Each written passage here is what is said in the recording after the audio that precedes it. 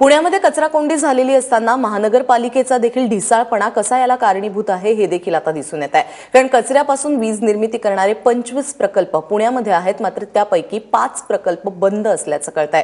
तर इतर प्रकल्पांमध्ये पूर्ण क्षमतेने वीज निर्मिती होत नसल्याचं समोर येत आहे।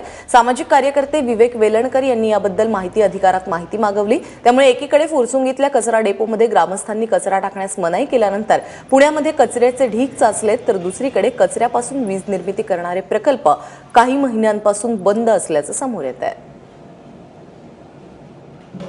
महापालिकेने 25 प्रकल्प उभे केलेत पुणे शहरात, प्रत्येकी 5 टन ओला कचरा जिरवण्याचे आणि त्यापासून वीज निर्मिती होण्यासाठीचे।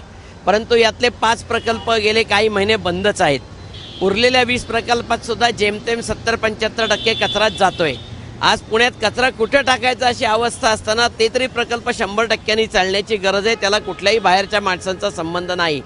बरं, त्यापासून गॅसही पुरेसा निर्माण होत नाही आणि वीज तर जेमतेम 10% निर्माण होतीये।